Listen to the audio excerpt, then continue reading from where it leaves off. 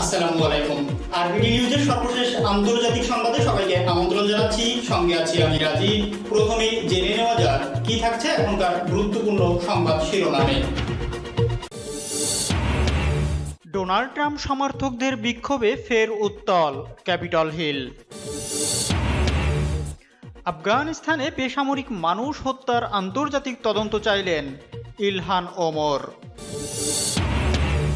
বিরোধপূর্ণ পানিসীমায় তেল উত্তোলনে ইসরায়েলের তোড়জোড়, লেবাননের প্রতিবাদ।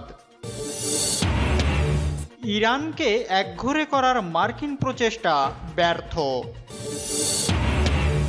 যুক্তরাষ্ট্র ও ন্যাটোকে আফগানিস্তানের পুনর্গঠনের ব্যয় বহন করতে হবে বলছেন পুতিন।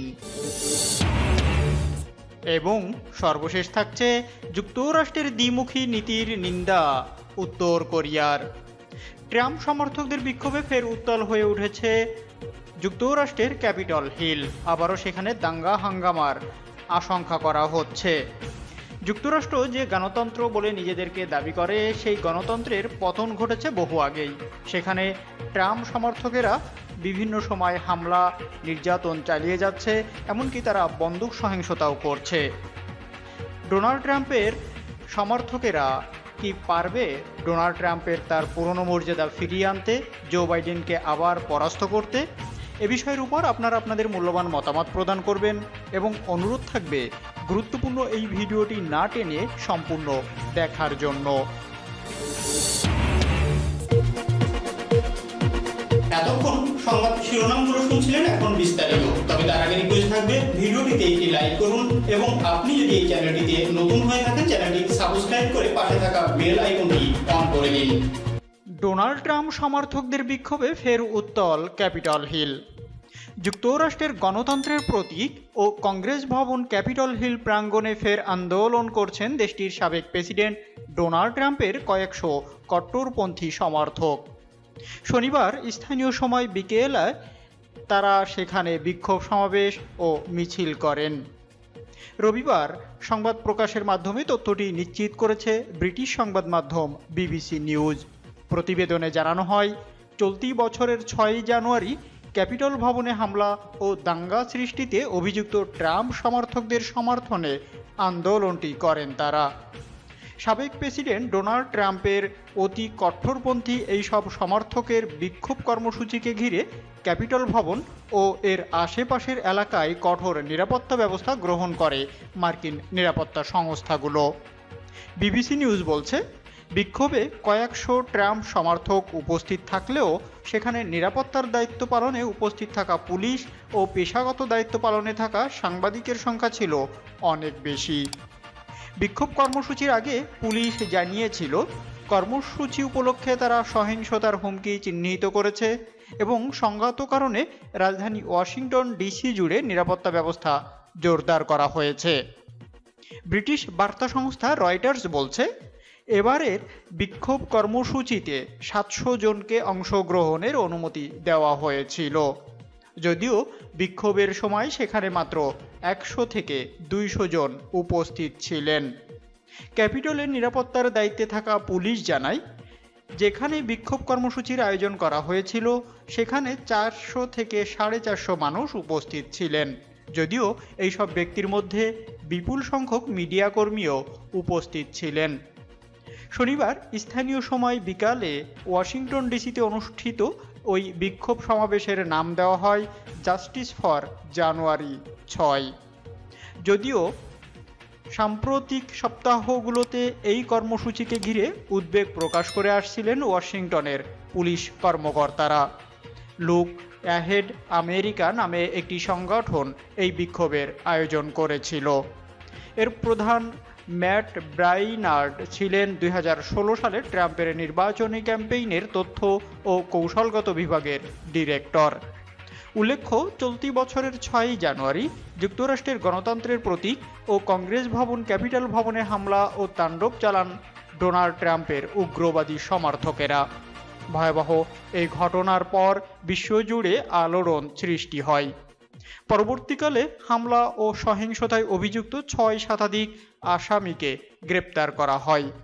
গ্রেপ্তারকৃত এইসব আসামির মধ্যে অনেকের নামে আদালতে অভিযোগ দেওয়া হয়েছে। মূলত এইসব অভিযুক্ত ব্যক্তিকে সমর্থন জানানোর জন্যই ট্রাম্পের সমর্থকেরা জাস্টিস ফর জানুয়ারি 6 নামে এই সমাবেশ ডাক দেন। কিন্তু এখানে বিক্ষোভকারীদের সংখ্যা ছিল একেবারেই হাতে গোনা। কার্যত পুলিশ ও মিডিয়া কর্মীদের সংখ্যা ছিল বিক্ষোভকারীদের চেয়েও অনেক বেশি। আফগানিস্তানে বেসামরিক মানুষ হত্যার আন্তর্জাতিক তদন্ত চাইলেন ইলহান ওমর। মার্কিন যুক্তরাষ্ট্রের কংগ্রেস সদস্য ইলহান ওমর আফগানিস্তানে বেসামরিক মানুষ হত্যার বিষয়ে পূর্ণাঙ্গ তদন্তের দাবি জানিয়েছেন। তিনি বলেছেন, গত 2 দশকে মার্কিন গোপন ড্রোন হামলায় হাজার হাজার মানুষ নিহত হয়েছেন। এসব হত্যাকাণ্ডের বিষয়ে তদন্ত জরুরি। তদন্তের মাধ্যমে দোষীদের চিহ্নিত করে জবাবদিহিতার আওতায় আনতে হবে। তিনি এ বিষয়ে আন্তর্জাতিক তদন্তের উপর জোর দেন। আফগানিস্তান ছাড়ার আগে কাবুলে ড্রোন হামলা চালিয়ে 11 বেসামরিক মানুষকে হত্যার কথা আমেরিকা স্বীকার করার পর তিনি এসব মন্তব্য করলেন। ইলহান ওমর বলেন, কাবুলে ড্রোন হামলায় নিহতদের পরিবারের প্রতি আমরা ঋণী। আমরা যে অপরাধ করেছি তা স্বীকার করে তাদেরকে ক্ষতিপূরণ দিতে হবে। একই সঙ্গে এ বিষয়ে আন্তর্জাতিক তদন্ত চালাতে হবে। গত 29 আগস্ট কাবুল বিমানবন্দরের কাছে একটি বাড়িতে ড্রোন থেকে ক্ষেপণাস্ত্র হামলা চালায় মার্কিন বাহিনী। হামলায় 11 বেসামরিক ব্যক্তি নিহত হন, যার মধ্যে 7 জন শিশু ছিল। প্রথমে নিহতদের জঙ্গি বলে চালিয়ে দেওয়ার চেষ্টা করেছিল মার্কিন বাহিনী, কিন্তু হামলার পরপরই প্রকাশ হয়ে পড়ে যে নিহতরা বেসামরিক মানুষ, তাদের জঙ্গি সংশ্লিষ্টতা ছিল না। এরপর আমেরিকা আনুষ্ঠানিকভাবে স্বীকার করেছে যে জঙ্গি নয়, বেসামরিক মানুষ হত্যা করেছে তারা। বিরোধপূর্ণ পানিসীমায় তেল উত্তোলনে ইসরায়েলের তোড়জোড়, লেবাননের প্রতিবাদ। বিরোধপূর্ণ পানিসীমায় তেল ও গ্যাস উত্তোলন তৎপরতার ইসরায়েলি সিদ্ধান্তের বিরুদ্ধে জাতিসংঘ নিরাপত্তা পরিষদে অভিযোগ করেছে লেবানন সরকার। দেশটির পররাষ্ট্র মন্ত্রণালয় রবিবার এক চিঠিতে বিরোধপূর্ণ এলাকায় যে কোনো ধরনের খনন কাজ থেকে ইসরায়েলকে বিরত রাখতে নিরাপত্তা পরিষদের প্রতি আহ্বান জানিয়েছে। এতে আরও বলা হয়েছে, এই ধরনের যে কোনো পদক্ষেপ আন্তর্জাতিক শান্তি ও নিরাপত্তার জন্য হুমকি হিসাবেই গণ্য হবে। লেবাননের অধিকার ও সার্বভৌমত্ব রক্ষায় জাতিসংঘকে পদক্ষেপ গ্রহণ করার আহ্বান জানিয়েছে বৈরুত। শনিবার খবর এসেছে, ইহুদিবাদী ইসরায়েল লেবাননের সঙ্গে বিরোধপূর্ণ এলাকায় তেল ও গ্যাস উত্তোলনের জন্য মার্কিন কোম্পানি হেলিবার্টনকে দায়িত্ব দিয়েছে। এরপরই নিরাপত্তা পরিষদে গেল লেবানন। লেবাননের প্রধানমন্ত্রী নাজিব মিকাতি এ বিষয়ে আন্তর্জাতিক প্রতিষ্ঠানগুলোর সঙ্গে যোগাযোগ করতে পররাষ্ট্রমন্ত্রীকে নির্দেশ দিয়েছেন। সংসদ স্পিকার নাবি বেরিও ইসরায়েলের সম্ভাব্য নতুন আগ্রাসী তৎপরতা বন্ধে পদক্ষেপ নিতে পররাষ্ট্র মন্ত্রণালয়ের প্রতি আহ্বান জানিয়েছেন। ইরানকে একঘরে করার মার্কিন প্রচেষ্টা ব্যর্থ।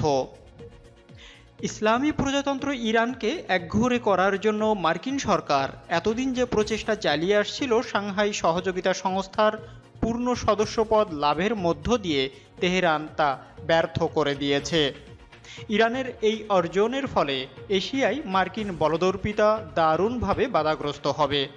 তেহরান বিশ্ববিদ্যালয়ের ইন্টারন্যাশনাল স্ট্র্যাটেজির অধ্যাপক মোহাম্মদ মারান্দি ইরানের প্রেস টিভিকে দেওয়া এক সাক্ষাৎকারে এইসব কথা বলেছেন।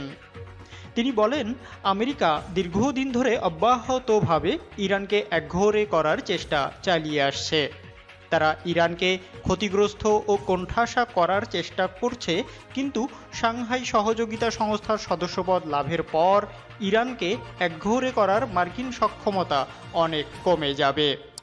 অধ্যাপক মারান্দি বলেন, এশিয়া হচ্ছে ভবিষ্যৎ অর্থনীতি পাওয়ার হাউস এবং দিন দিন আন্তর্জাতিক রাজনীতির কেন্দ্রবিন্দুতে পরিণত হচ্ছে, অন্যদিকে পাশ্চাত্যের দেশগুলো তাদের শক্তি হারাচ্ছে।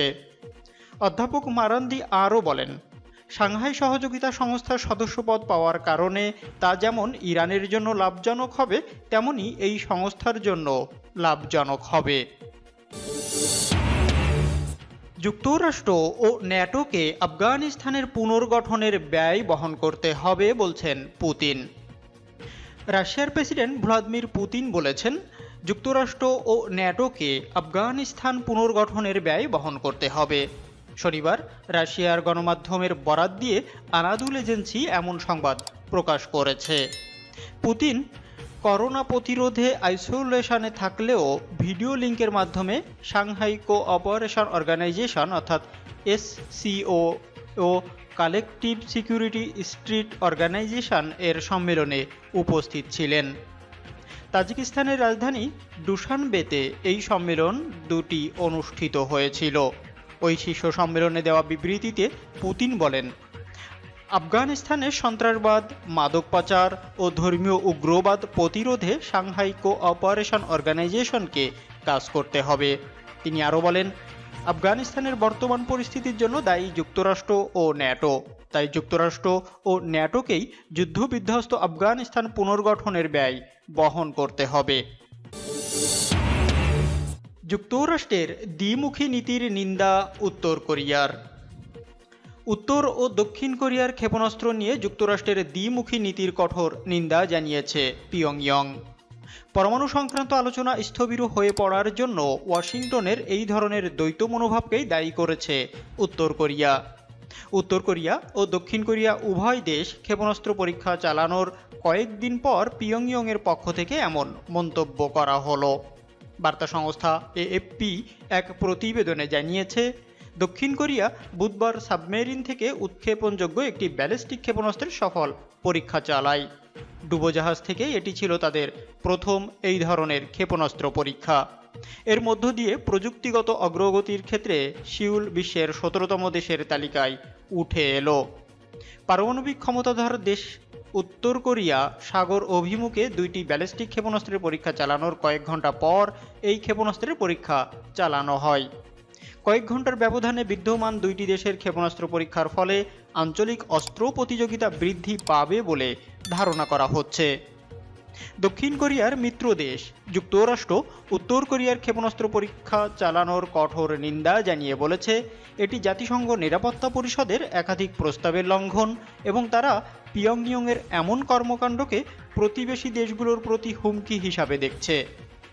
উত্তর কোরিয়ার রাষ্ট্রীয় সংবাদ মাধ্যম কোরিয়ান সেন্ট্রাল নিউজ এজেন্সি অর্থাৎ KCNA পরিবেশিত এক প্রতিবেদনে দক্ষিণ কোরিয়ার ব্যালিস্টিক ক্ষেপণাস্ত্র উভয় পণ্যের কথা উল্লেখ করে সিউলের কর্মকাণ্ডের ব্যাপারে নীরব থেকে দ্বিমুখী নীতির পরিচয় দেওয়ার শুক্রবারের ওয়াশিংটনের মন্তব্যের করা সমালোচনা করা হয়।